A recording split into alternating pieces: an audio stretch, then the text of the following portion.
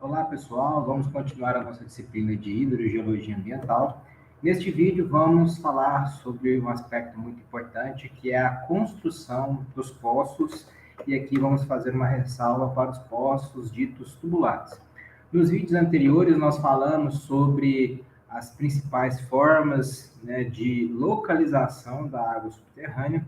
Então, falamos dos métodos de eletroresistividade, de sísmica, inclusive da radiestesia, que nos auxiliam a encontrar melhores locais para a prospecção de águas subterrâneas. Então, neste vídeo nós vamos falar basicamente dos ditos poços, com destaque para os chamados poços tubulares, né? E já nós vamos ver a diferenciação desse tipo de estrutura em relação às demais. Bom, primeiramente, introdução e importância, né? Como nós vimos, né? Como que a gente faz para saber que em um terreno como esse, por exemplo, neste ponto, eu vou ter água subterrânea, né? Então, quem não tem essa informação clara, eu sugiro que volte no vídeo anterior em que nós trabalhamos com os métodos que nos auxiliam, né, que nos ajudam a falar, por exemplo, que seja melhor furar neste ponto aqui, por exemplo, ou, por exemplo, furar neste ponto aqui. Então, um deles é o método da eletroresistividade. Então, com esses métodos de prospecção, ou seja, de procura, nós iremos definir o local e construir o nosso poço, que futuramente vai nos ofertar com uma quantidade que deve ser considerável de água. Então, este aqui, né, é o nosso objetivo final. Nós queremos água em quantidade, né, vou colocar aqui em quantidade e também, né, em qualidade, tá, pessoal? Nós queremos essas duas coisas aqui. Bom, uma das formas da gente fazer a prospecção, né, a busca da água subterrânea é pelo método da eletroresistividade, em que nós vamos trabalhar com a aplicação de corrente elétrica no terreno e o meio vai responder de duas formas. Né? O meio pode responder através da condutividade ou da resistividade. Lembrando que as duas propriedades elas são antagônicas. Né? Se a gente tem um meio com uma alta condutividade, este meio tem, em contrapartida, baixa resistividade. Estou colocando as duas expressões aqui abreviadas, tá? E como que isso funciona? Né? Um meio que tem, né, vou desenhar aqui, uma alta concentração de íons, de cargas, de sais dissolvidos, necessariamente ele tem o quê? Uma alta condutividade. Em contrapartida, uma baixa resistividade. Bom, o que a gente faz então? Aplica-se uma corrente elétrica por meio de eletrodos espaçados no terreno, em uma seção, como nós estamos vendo aqui, e nós vamos determinar se esse meio é condutivo ou resistivo. Né? Quando o meio, então, tem estas características de alta concentração de íons, de cargas e de sais, ele vai ter alta condutividade, e baixa resistividade. O que vocês estão vendo nesta figura é um mapa de, né, uma seção de resistividade, como está descrito aqui. De modo que, quanto mais próximo ao azul, quer dizer o quê? Que menor é a nossa resistividade, e quanto mais próximo ao vermelho, maior é a nossa resistividade. Então, vejam que aqui nós temos a indicação de uma faixa, essa faixa azulada que vocês estão vendo aqui, indica uma baixa resistividade. Isso, pessoal, está direcionado, né, à presença de água, né? Ou melhor, pode estar relacionado à presença de água, pois a água nada mais é do que um solvente que, em termos subterrâneos, está rica, né, tanto de íons, de cargas e de sais minerais. Então, quando a corrente elétrica passa por um terreno encharcado com água, a resistividade cai, indicando aqui no terreno que essa parte azulada tem água disponível. E outra coisa que vocês podem verificar é que esta camada de água, ela está o quê? Confinada por meio de duas camadas de rocha, né, que estão aqui exemplificadas por essa cor esverdeada. Então, esse aqui né, possivelmente é um aquífero, o quê? Confinado. Por que eu sei que é um aquífero confinado? Porque não há contato, ó, entre essa camada azulada de baixa resistividade com as camadas nem superiores e nem inferiores. Bom, por que eu digo que pode ser? Porque isso é um ensaio que eu estou fazendo sem tirar nenhum tipo de amostra. Como que eu vou descobrir se este poço existe, né, ou não? Eu vou descobrir por meio, né, da perfuração de poço aqui, exemplificado por essa linha pontilhada. Então, eu perfuro um poço aqui e vou ver. Se tiver água, né, eu vou achar a água aqui. Então, a eletroresistividade, ela me dá locais em que eu posso fazer essa perfuração.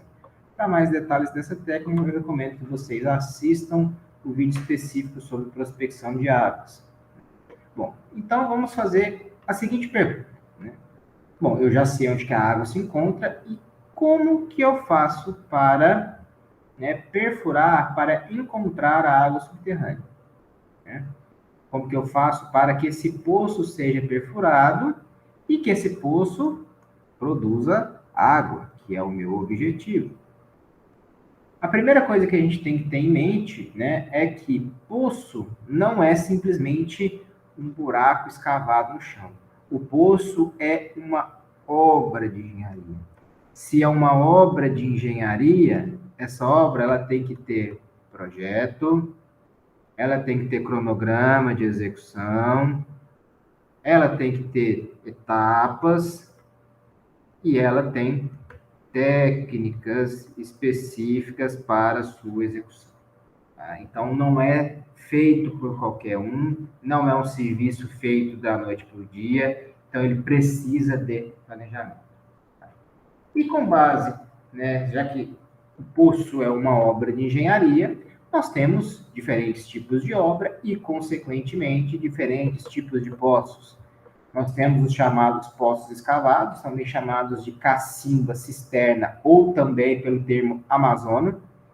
Nós temos os poços de ponteira, temos o poço tubular, que é confundido com o termo artesiano, tá? Esse termo não é adequado para esse tipo de poço, já já a gente fala.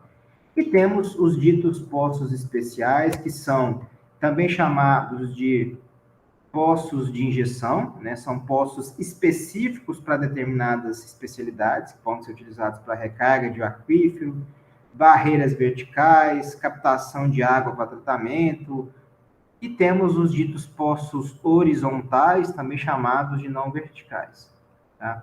Vocês podem encontrar esse nome, poços horizontais, muito utilizados para remediação de águas subterrâneas. Então, essa é uma classificação de tipos de poços, e também nós temos classificações quanto à construção dos poços, de acordo com o tipo, né, de disponibilidade, ou melhor, o tipo de aquífero.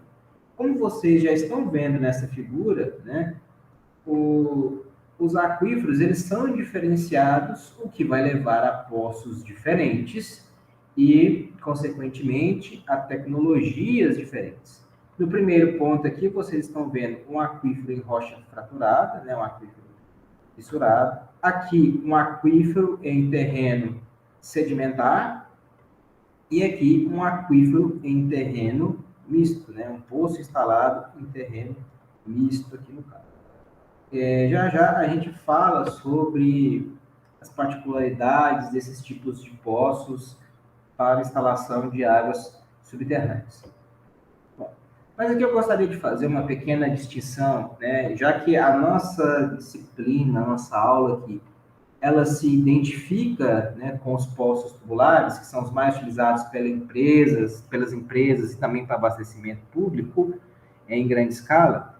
Qual que é a diferença do dito poço tubular para o poço escavado? Entendam o poço escavado como, né, um sinônimo destes termos que estão aqui destacados. O poço escavado pode ser a cisterna, pode ser uma cacimba ou pode ser uma amazônia. Mas o que quer dizer isso? É um poço escavado de forma manual, em que geralmente a água se encontra próximo à superfície. Então, é um poço manual e geralmente ele tem cerca de pelo menos 1 metro de diâmetro, que cabe geralmente um homem para fazer a sua construção. Então, o poço escavado, por ele ser próximo à superfície, ele pode ser feito manualmente. Então, vamos fazer um pequeno desenho aqui no caso, né? Vou até fechar aqui um pouquinho e vou pegar uma lousa branca para a gente fazer essa distinção aqui, né? Então, enquanto carrega aqui, vamos fazer a seguinte distinção. Suponhamos que nós temos aqui um terreno e aqui, ó, nós temos, né, o nosso, né, lençol freático aqui no caso. Então, aqui nós temos o nosso lençol freático, que eu vou chamar aqui de nível d'água ou NA. Vou fazer ele até mais próximo da superfície para que a gente possa entender. Então, vamos supor que o nosso nível d'água está aqui, né? Vou desenhar ele de forma contínua. O nosso nível d'água aqui. E aqui embaixo, ó, eu vou colocar uma camada de rocha, né, impermeável, tá? Vou chamar isso aqui de rocha. Pronto, esse é o nosso perfil aqui. E aí, suponhamos que aqui em cima nós temos uma residência. E que este, né, vou desenhar aqui, ó, este seja, né, o sentido de escoamento da água subterrânea. Vou colocar aqui, vou colocar separado aqui, né, que aqui seja, né, o fluxo de água subterrânea. Então, nosso escoamento se dá da esquerda para a direita. A cisterna, cacimba, né, o poço escavado, o que é feito? Né? O operador ele vai vir aqui e vai fazer a escavação, né, de forma que manual, até ele encontrar o nível d'água. Ele vai fazer aqui, vai fazer o assentamento e vai fazer, né, o revestimento aqui do seu poço e vai construir aqui, né, a sua cacimba, né, a sua cisterna, como vocês estão vendo. Depois que ele construir, né, ele vai colocar aqui uma laje de proteção. Aqui dentro vai ter uma bomba, enfim, né, o que vai acontecer. Bom, vou apagar aqui para vocês terem uma ideia. Como a cacimba aqui foi construída, eu vou subir um pouquinho o nível d'água para vocês entenderem, né? Vou subir aqui o nível d'água. A cacimba aqui foi construída. E neste ponto, olha o que acontece. A água, ela sai, né, do terreno e vai infiltrar onde? Aqui na cacimba, né? Isso aqui é todo meio fissurado, então a água vai entrar aqui e aqui eu vou ter água disponível no interior da minha cisterna, né? Ou do meu poço escavado. Eu posso colocar aqui uma bomba ligada para abastecer essa residência aqui. Por que eu consigo fazer isso escavado manualmente? Vejam que a profundidade aqui, a profundidade P, é uma profundidade pequena. Então, eu posso fazer essa escavação de forma manual ou com pouco implemento, né, com pouco maquinário. Então, essa é a diferença, né? O poço escavado, ele está próximo à superfície. No entanto, há um problema aqui. Por ele estar próximo à superfície, ele também está mais facilmente exposto à contaminação. Então, imagine, por exemplo, que esta residência aqui tem, né, é um ambiente rural, então construiu aqui a sua fossa séptica. Vamos puxar uma certinha aqui para explicar que isso é uma fossa. Ela está vedada, então não ocorre problema nenhum, mas se ocorrer o vazamento do esgoto aqui dessa fossa, esse esgoto, uma hora, vai chegar na água subterrânea. E qual que é o sentido de escoamento? Da esquerda para a direita. Então, né, isso pode contaminar a água da cisterna que pode ser abastecida. Aqui eu estou dando exemplo de uma residência que está construindo, que está construída próximo ao poço, tá? Isso é uma situação muito difícil de acontecer, mas isso pode ser por um posto de gasolina, um aterro sanitário, a presença de um cemitério, enfim, né? Várias outras particularidades. Esse, então, é o nosso poço escavado, né? E nós temos o conceito de poço tubular, que é aquele que, após a perfuração, ele é revestido por tubos e demais coberturas, que nós chamamos, né, esse revestimento de filtro, pré-filtro, né? Nós temos o revestimento, o filtro e o pré-filtro, que vão auxiliar, né, nessas condições. Então, essa figura aqui, né, nós temos a perfuração aqui, né? E o poço, no caso, né, vejam que aqui, ó, nessa primeira parte, ó, ele recebeu um revestimento, né, uma proteção para evitar, por exemplo, que possíveis contaminantes dessa parte do terreno venham a contaminar quem? A água subterrânea. Então, ele protege a água subterrânea e também maximiza a produção, maximiza a eficiência do poço. Do poço, não, desculpem, do poço, no caso. Tá? Se a gente for voltar aqui no nosso desenho, só para que vocês entendam, ó, vou descer um pouquinho aqui, ó. Suponhamos que logo aqui embaixo, ó, nós temos o quê? Ó? Uma outra camada indicando, né, a presença aqui, ó, de um aquífero que confinado. Então, aqui nós temos água por meio de um aquífero confinado. O que acontece aqui? Eu posso construir um poço em tubo, por isso que o poço se chama tubular, né? Esse poço, ele é revestido. Então, aqui, ó, toda essa extensão dele, ó, eu posso preencher com tubo de metal, concreto, e aí nós temos várias outras tecnologias. E ele capta simplesmente a água da onde? Do aquífero confinado aqui. E se essa fossa vier a vazar, vier uma outra contaminação aqui, ó, a montante? Não vai passar porque esta rocha impede a contaminação. Então, quando a gente utiliza um poço tubular, nós estamos pegando uma água não só de melhor qualidade, mas também uma água menos suscetível, menos vulnerável à contaminação. Por isso, quando nós vamos trabalhar com abastecimento de grandes populações, nós optamos, né, o serviço público opta por fazer poço tubular, né, e não poço escavado.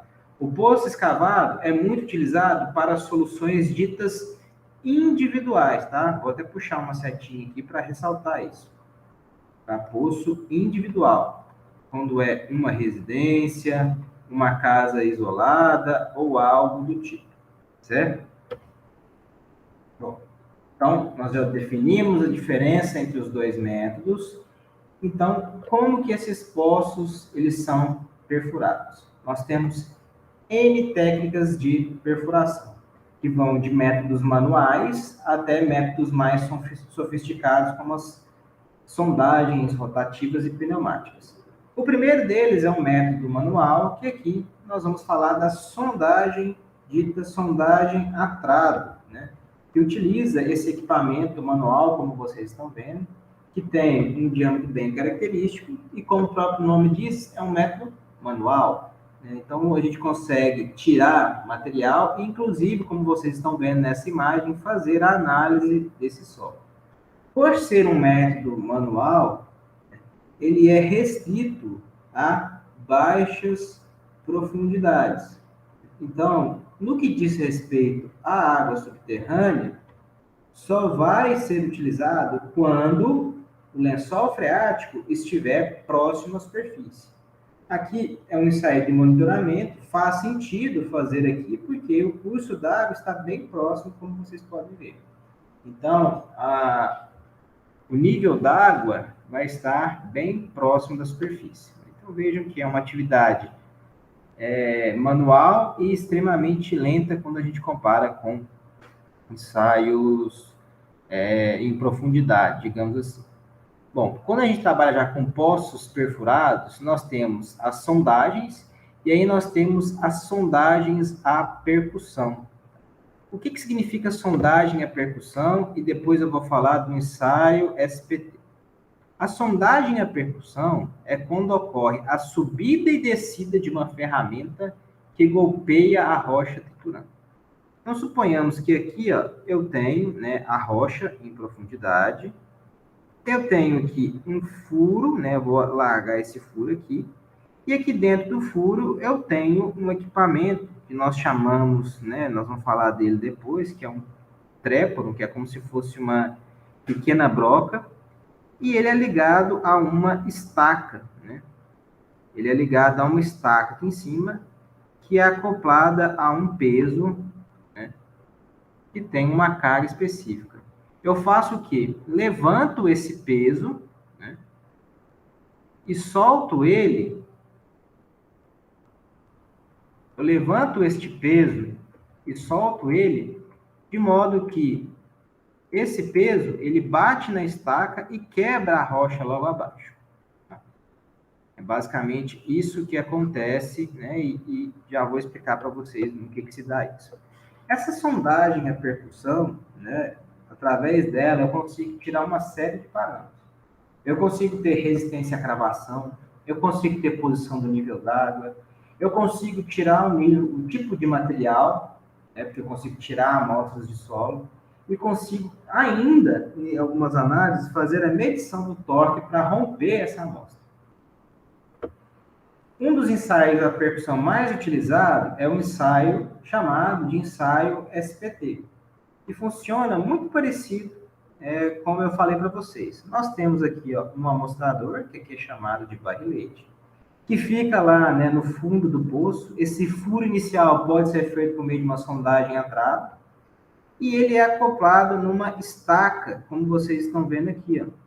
É acoplado nessa estaca. Esse pezinho que está aqui em cima, ó, ele é levantado, né, ele sobe até essa altura e cai em queda livre, golpeando essa estaca, que transmite esse choque para o barrilete, fazendo com que ele seja cravado no solo. Esse barrilete, ele é oco, então ele consegue amostrar o terreno em profundidade. Então, esse martelo aqui, a gente chama esse material aqui de martelo, tá? Ele vai subindo e golpeando essa estaca, perdão, e o barrilete vai descendo e a sondagem vai avançando em profundidade. Bom, como que funciona no caso a sondagem dita SPT? SPT é a sigla de Standard Penetration Test. E a partir dele eu consigo identificar, inclusive, a resistência do solo. Esse amostrador, barrilete, ele tem 45 centímetros, né, de comprimento. E o que eu faço? Né? Eu coloco ele no terreno, posiciono e marco aqui, por exemplo, que esse seja o primeiro metro de escavação. E a partir dele, pessoal, eu consigo ver a resistência contando quantos golpes eu gasto para cravar esse barrilete no solo. E com isso eu tenho a resistência do material. Então vejam só. Suponhamos que nesse terreno eu vou dividir ele em duas partes, tá? Aqui, ó, eu tenho 1 metro e aqui eu tenho outro metro, né? Com 2 metros de profundidade. E eu verifiquei que aqui tem dois solos diferentes. Vou chamar aqui solo 1 e solo 2. Então, eu faço o quê? Quando eu posiciono o barrilete aqui em cima, eu começo a soltar o martelo aqui e golpeio. E começo a contar quantos golpes eu gasto para cravar o quê? 45 centímetros, no caso. Certo? Aí eu vi que no solo 1, né, vou colocar aqui, eu tive 20 golpes para cravar esse amostrador. Depois disso, o que eu faço? Eu escavo, né, com uma sondagem rotativa ou manual, até o próximo metro de profundidade. Coloco o amostrador aqui nessa posição de novo e começo a contar o número de golpes. E vejo que no solo 2, eu tive, por exemplo, 40 golpes para a cravação.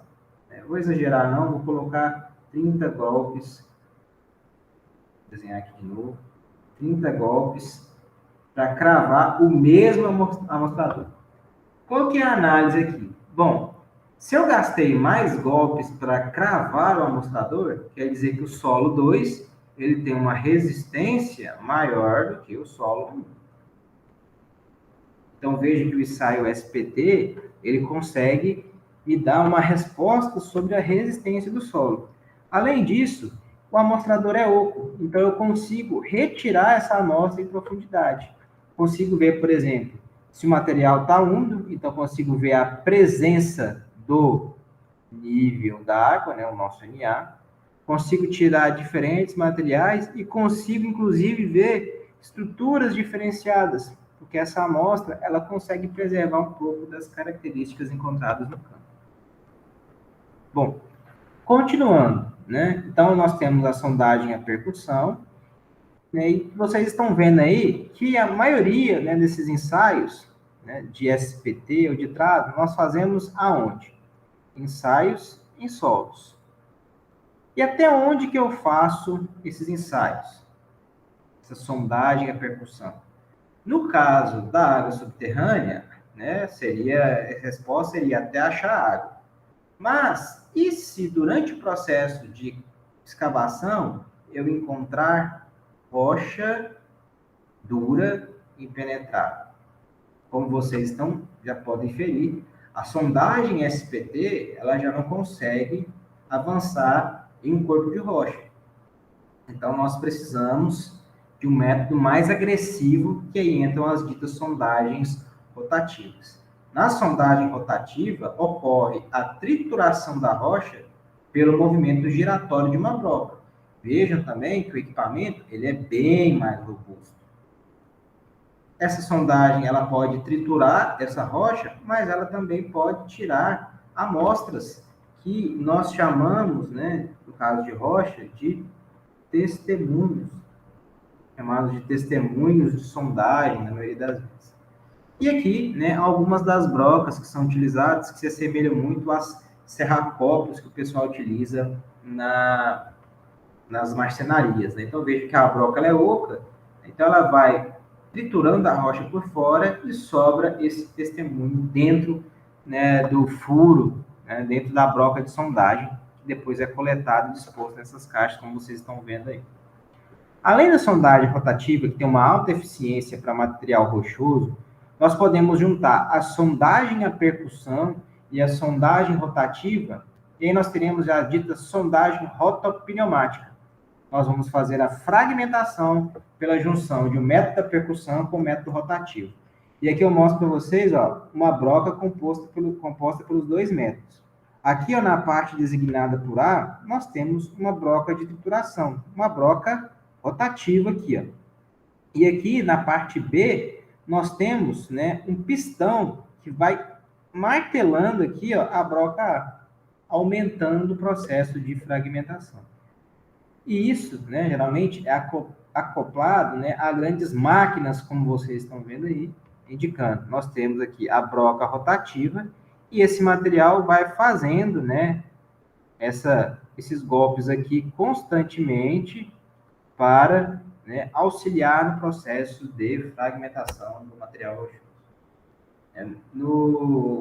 Na página do YouTube, também na página do Moodle, tem vários vídeos mostrando estes processos de sondagem, tá? E como eles funcionam na prática. Alguns deles estão bem detalhados, então aconselho que vocês assistam para ter uma maior clareza dos métodos aqui utilizados.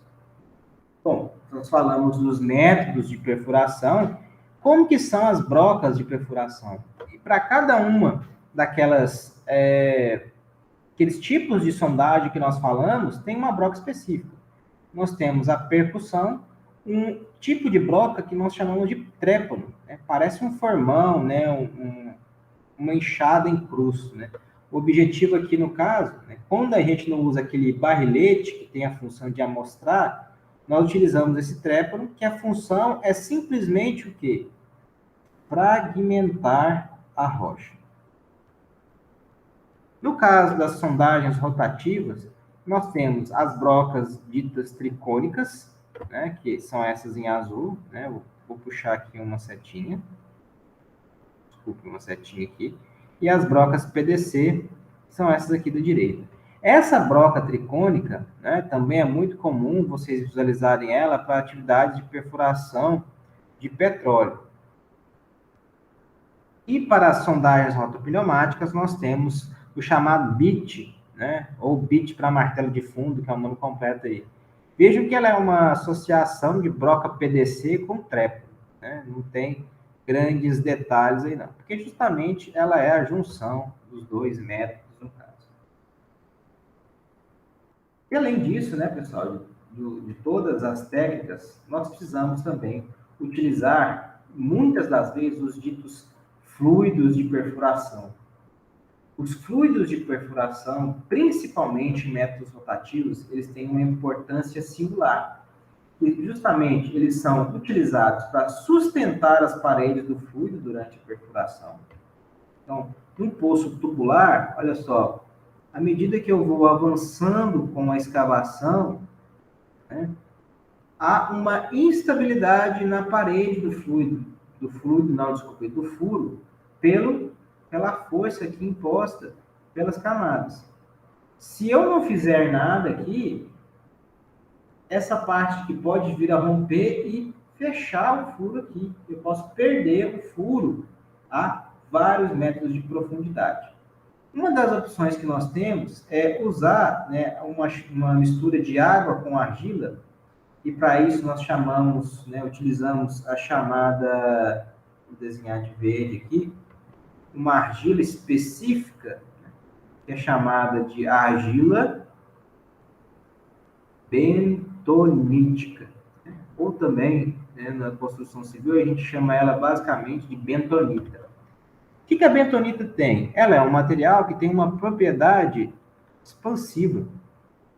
Então, quando nós injetamos uma mistura aqui, ó, de água com bentonita, e aqui vai ter a nossa broca trabalhando aqui no fundo, essa bentonita, ela é expansiva e na parede ela faz uma reação contrária que segura o nosso furo.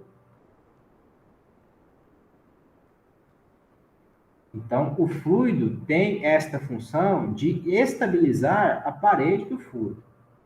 Além disso, limpa, né, o material desagregado de transporte, né? Essa broca está trabalhando aqui. Nós teremos aqui dois tipos de resíduos. Os resíduos de rocha triturada e também do próprio equipamento que se desgasta. Então, nós temos resíduos de rocha e de equipamento.